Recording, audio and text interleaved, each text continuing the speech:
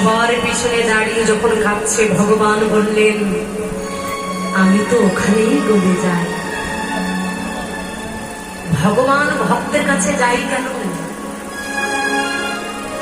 কি বস্তু আছে যে ভক্তের কাছে যার জন্য ভগবান ভক্তের কাছে ছুটে যায়? দেখবেন যার কোটি কোটি টাকা আছে তার বাড়ি কিন্তু আমার ভগবান যায় না, কিন্তু ভক্তের কাছে ছুটে যায়। কোন ভক্ত বলে সবার কাছে নয়, সবার কাছে আমার ভগবান যায় না। যারা হৃদয় কপাটের দরজা খুলে দিয়ে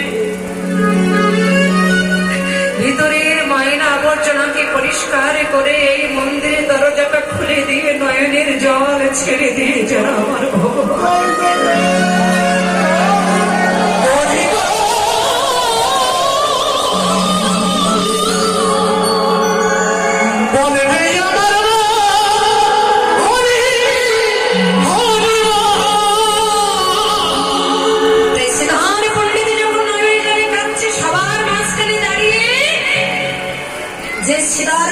সবার পিছনে দাঁড়িয়ে আছে আর আমার গৌর হরি সবার মাঝখানে দাঁড়িয়ে চিৎকার করে ডাকতে লাগলেন, শ্রীধর।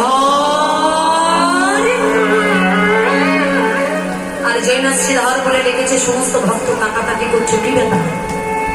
সকাল থেকে আমরা লাইন দিয়ে দাঁড়িয়ে আছি, আমাদের দিকে না তাকিয়ে গৌর হরি শ্রীধরকে ডাকছে। যে নবদ্বীপের কাঙাল, যে ভিখারি, যে ভিক্ষা করে খায়, যে দিনহীন কাঙাল, যে ভিখারি কলার মোচা কলা তোর কচু শাক বিক্রি করে যার সংসার চলে, গৌর হরি আজকে তাকে ডাকছে কেন? আমরা যে সকাল থেকে লাইন দিয়ে দাঁড়িয়ে আছি, আমাদেরকে কেন তিনি ডাকছেন?